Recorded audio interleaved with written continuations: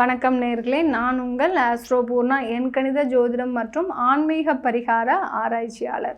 இன்றைக்கி நாம் குருமங்கள யோகத்தை பற்றி பார்த்துட்ருக்குறோம். அதனுடைய வரிசையில் தனுசு ராசி அன்பர்களுக்கு இந்த குருமங்கள யோகம் எந்த மாதிரியான பலன்களை கொடுக்க போகுது அப்படின்றத நம்ம இந்த பதிவில் தெளிவாக பார்க்க போகிறோம். அதற்கு முன்னாடி இந்த சேனலில் முதன்முறையாக பார்க்குறீங்க, ஒரு கல் நெஞ்சுக்காரங்களா தனுசு ராசி அன்பர்கள் எங்களுக்கு என்ன நடந்து என்ன ஆக போகுது அப்படின்னு சொல்லி நீங்கள் இந்த சேனலை சப்ஸ்கிரைப் பண்ணாமலே இருக்கிறீங்க. தயவுசெய்து சப்ஸ்கிரைப் பண்ணிக்கோங்க. அப்படின்னா தான் என்னுடைய அடுத்தடுத்த பதிவுகள் உங்களுக்கு நோட்டிஃபிகேஷனாக வரும். நோட்டிஃபிகேஷன் வர்றதுக்கு நீங்கள் இந்த ஆப்ஷனில் நீங்கள் ஆல் பட்டனை கிளிக் பண்ணாலே போகிறோம்.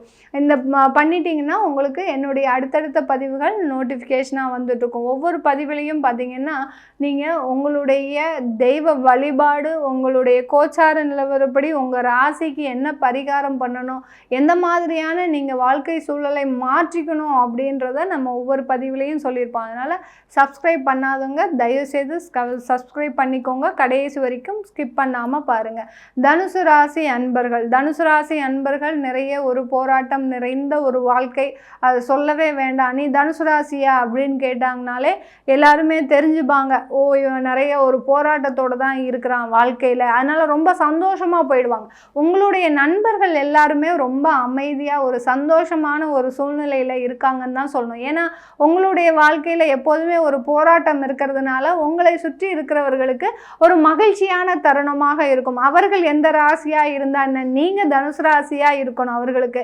அதுதான் அவர்களுக்கு ஒரு பிடித்தமான ஒன்று. அதனால உங்களுடைய நண்பர்கள் எப்போதுமே சந்தோஷமாக இருப்பாங்க. நீங்கள் மட்டும் எப்போதுமே சந்தோஷத்திலிருந்து ஒரு விலகி இருக்கக்கூடிய ஒரு நபராக தான் இருப்பீர்கள் தனுசு ராசி என்பர்கள். அது எல்லாமே மாறிக்கொண்டு வரக்கூடிய ஒரு சூழ்நிலையாக தான் இருக்குது இந்த காலகட்டம். அதுலேயும் இந்த குருமங்கள யோகம் பார்த்தீங்கன்னா ஜூலை 13ஆம் தேதி செவ்வாய் பகவான் மேஷ ராசியிலிருந்து ரிஷப ராசிக்கு பயிற்சி ஆகிறார்.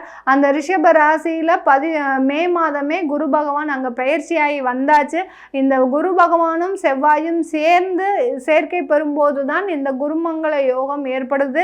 இந்த குருமங்கள யோகம் 42 நாட்கள் 26ஆம் தேதி ஆகஸ்ட் வரைக்கும் இருக்குது. இந்த 42 நாட்களில் இந்த தனுசு ராசி அன்பர்களுக்கு பார்த்தீங்கன்னா மிக அபரிமிதமான ஒரு லாபம்னு நம்ம சொல்ல முடியாது. அந்த அபரிமிதமான ஒரு லாபத்தை விட நீங்கள் நினைச்சது நடக்கக்கூடிய ஒரு நேரமாக தான் இருக்கும். இதனால் வரைக்கும் விரயத்திலேயே இருந்த அந்த செவ்வாயாகப்பட்டவர் அந்த ஒரு அதாவது உங்களுடைய காசு எல்லாமே பார்த்தீங்கன்னா எங்கேயோ ரோட்ல விட்ட மாதிரி அந்த மாதிரியான ஒரு விரயத்தை சந்திச்சுட்டு இருந்த இந்த தனுசு ராசி அன்பர்களுக்கு இந்த காலகட்டம் ஏதாவது ஒரு இன்வெஸ்ட்மெண்ட்ல போடக்கூடிய ஒரு நேரமாக தான் இருக்கும். ஏங்க நாங்களே கடனை அடைக்க முடியாம தவிச்சிட்டு இருக்கிறோம், வருமானம் இல்லாம தவிச்சிட்டு இருக்கிறோம், தொழில இருந்து எந்த விதமான ஒரு முன்னேற்றமும் வரமாட்டேங்குது, அந்த தொழிலில் ஏகப்பட்ட சட்ட சிக்கல்கள் இருந்துட்டு இருக்குது, ஏதாவது ஒரு ரிஜிஸ்ட்ரேஷன் பண்ணலாம் பார்த்தா அந்த வேலையும் நடக்க மாட்டேங்குது, எல்லாத்துலேயும் தடைகள் தாமதங்கள் இப்படியே தான் இருந்துட்டு இருக்குது மேடம், எங்களுக்கு இதிலிருந்து எங்களால் வெளியில் வர முடியாதா அப்படின்னு நினைக்கிறவங்களுக்கு தான் இந்த பதிவு. உங்களுக்கு ஆஸ் யூஷுவல் எங்களுக்கு எல்லாம் நல்லா தான் நடந்துட்டு இருக்குது அப்படின்னு நினைக்கிறவங்க நீங்கள் இந்த வீடியோவை பார்க்கவே வேண்டாம், ஸ்கிப் பண்ணிக்கலாம். உங்களுக்கு எதுவுமே நடக்க மாட்டேங்குது, எங்களுக்கு எல்லாமே பார்த்தீங்கன்னா தடைகளாக தான் இருக்குது அப்படின்னு நினைக்கக்கூடியவங்க தான் இந்த வீடியோ பாருங்கள். ஏன்னா இதில் இந்த குருமங்கள யோகம் ஏற்படக்கூடிய நாட்களில் பார்த்தீங்கன்னா உங்களுக்கு நீண்ட நாட்களாக இருக்கக்கூடிய பிரச்சனைகள் தான் தீரப்போகுது. இப்போ 3 மாதத்துக்கு முன்னாடி வேலை விட்டீங்க, அவங்களுக்கெல்லாம் எந்த பிரச்சனையுமே கிடையாது, ஆட்டோமேட்டிக்காக உங்களுக்கு வேலை கிடச்சிடும். அது எந்த விதமான ஒரு தேவையில்லாத பிரச்சனையும் இல்லை. ஒரு 2 வருஷமாக நான் வேலையே இல்லாமல் சும்மா இருக்கிறேன், நானும் எவ்வளவோ ட்ரை பண்ணிட்டேன், என்னால் வேலையே கிடைக்க மாட்டேங்குது, இதுக்கு மேலே என்னால் ட்ரை பண்ணவே முடியாது, என்னுடைய வாழ்க்கையில் இப்படி தான் இருக்குமா அப்படின்னு நினைக்கிறவங்க மட்டும்தான் இந்த குருமங்கள யோகம் அவங்களுக்கு வேலை செய்ய போகுது. நீண்ட நாட்களாக இருக்கக்கூடிய பிரச்சனைகள் எல்லாமே விலகக்கூடிய ஒரு நேரமாக தான் இருக்குது. தொழிலில் இத்தனை நாள் வரைக்கும் தடைகள் தாமதங்கள் கடன்களை அடைக்க முடியாத பிரச்சனை அவர்களுக்கு எல்லோருக்கும் தான் இந்த குருமங்கள யோகம் வேலை செய்யக்கூடிய ஒரு நேரமாக இருக்க போது. இந்த தனுசு ராசி அன்பர்களுக்கு தொழிலில் உங்களுடைய நண்பர் இன்வெஸ்ட் பண்ணாருங்க, ஒரு 3 வருஷத்துக்கு முன்னாடி இன்வெஸ்ட் பண்ணாரு, அவர் என்னைக்கு இன்வெஸ்ட் பண்ணாரோ உங்களுடைய தொழில் பார்த்தீங்கன்னா அப்படியே சரிந்து போகின்ற ஒரு நேரமாக ஆயிப்போச்சு. இல்லை நீங்கள் திடீர்னு ஒரு நல்ல லாபம் வந்துச்சு, தொழிலிருந்து எனக்கு ஒரு நல்ல லாபம் வந்துச்சு, அந்த லாபத்தை எடுத்துகிட்டு போய் நான் நான் மியூச்சுவல் ஃபண்டு, ஷேர் மார்க்கெட் இந்த மாதிரியான இடத்துல இன்வெஸ்ட் பண்ணேன்.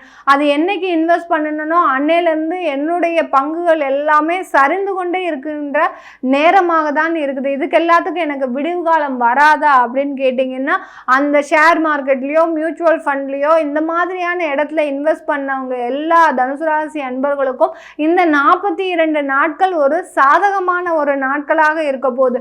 நீங்கள் வாங்கின பங்குகள் எல்லாமே பார்த்தீங்கன்னா ஒரு நல்ல ஏற்றத்தை அடையக்கூடிய ஒரு நாட்களாக இருக்க போகுது. எப்படி அந்த குருமங்கள யோகம் ஏற்பட்டோன்னே எங்களுடைய இன்வெஸ்ட்மெண்ட்ஸ் எல்லாமே உசந்துருமா அப்படின்னு கேட்டிங்கன்னா அதெல்லாம் எதுவுமே உசராது. உங்களுடைய பிரார்த்தனைகள் மட்டுமே தான் அந்த உங்களுடைய யோகமான காலங்களாக மாறப்போகுது.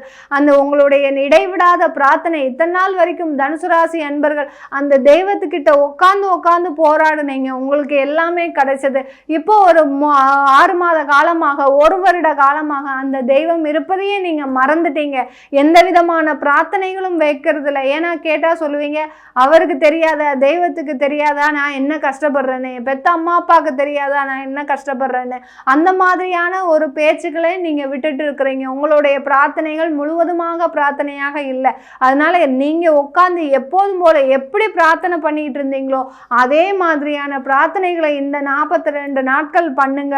நீங்க அடைய வேண்டிய வெற்றிகள் எல்லாமே, தேக்கு நிலையில இருக்கக்கூடிய செயல்கள் எல்லாமே வெற்றியை சந்திக்கக்கூடிய ஒரு செயல்களாக தான் மாறப்போகுது. உங்களுக்கு திருஷ்டி தோஷம் அதிகமா இருக்கு. நான் தான் சொன்னேன்ல, உங்களுடைய உறவினர்களோ சரி, உங்களுடைய நண்பர்களோ சரி மிக அதிக அளவுல சந்தோஷமா இருக்கிறாங்க. ஏன் சந்தோஷமா இருக்கிறாங்க? நீங்க இன்னும் வளராம இருக்கிறீங்க.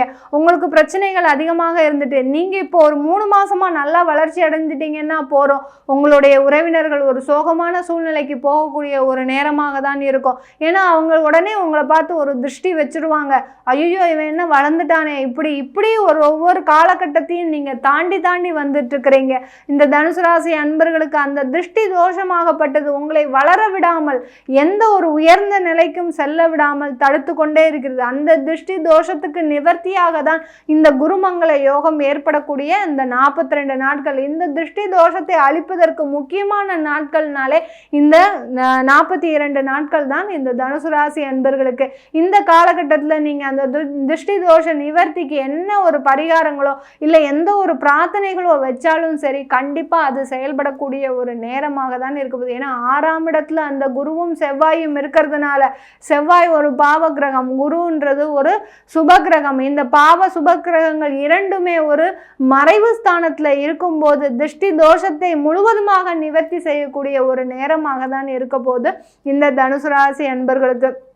தனுசு ராசி அன்பர்களுக்கு குடும்பத்தில் இருக்கக்கூடிய பிரச்சனைகள், நீண்ட நாள் பிரச்சனைகள், விவாகரத்து வரைக்கும் போயாச்சு. இன்னும் 2 பேரும் நாங்கள் விவாகரத்து செஞ்சுக்கல, ஒரு குழந்தைகளுக்காக நாங்கள் விவாகரத்து செய்யாமல் இருக்கிறோம், ஆனாலும் எங்களுக்கு சேர்ந்து வாழக்கூடிய ஒரு எண்ணம் இல்லை அப்படின்னு நினைக்கிறவங்களுக்கு கண்டிப்பாக இந்த காலகட்டத்தில் அந்த விவாகரத்துகள் ஏற்படக்கூடிய ஒரு நேரமாக இருக்கும்.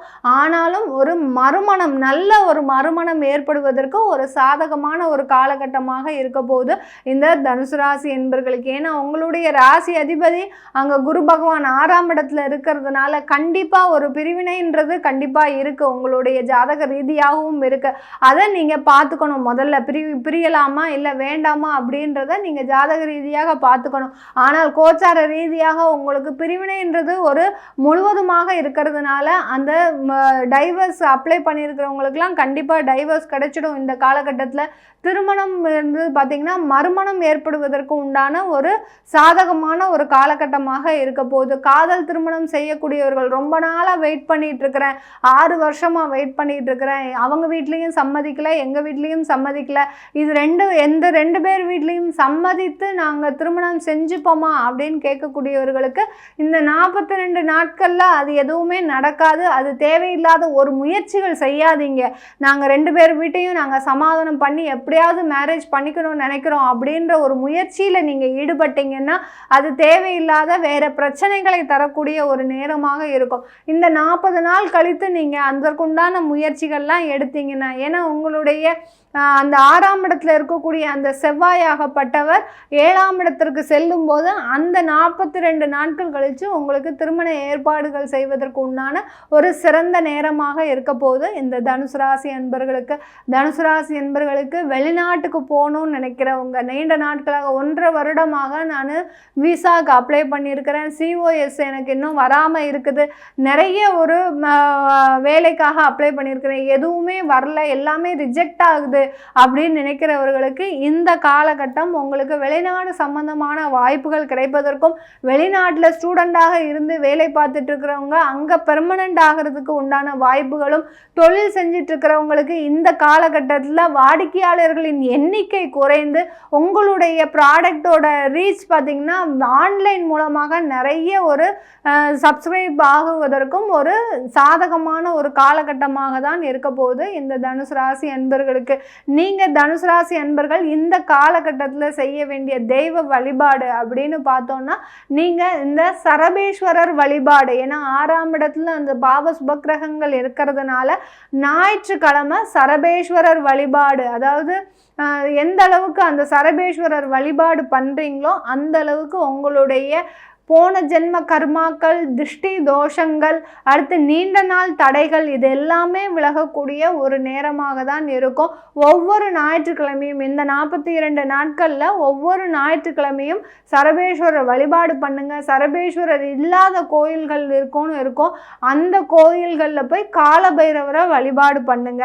இந்த காலபைரவர் வழிபாடே பார்த்தீங்கன்னா உங்களுடைய எல்லா தடைகளையும் நிவர்த்தி செய்யக்கூடிய ஒரு நேரமாக தான் இந்த குருமங்கள யோகம் ஏற்படக்கூடிய நாட்கள். நீங்கள் தனுசு ராசியாக இருக்கிறீங்க, உங்களுடைய தசாபுத்தி பலன்களை தெரிஞ்சுக்கணும் விருப்பப்பட்டீங்கன்னா கீழே இருக்கிற நம்பருக்கு வாட்ஸ்அப்பில் அப்பாயின்மெண்ட் வாங்கிக்கிட்டு என்ன கன்சல்ட் பண்ணிக்கலாம். உங்களிடமிருந்து விடைபெறுவது உங்கள் ஆஸ்ட்ரோ பூர்ணா. நன்றி, வணக்கம்.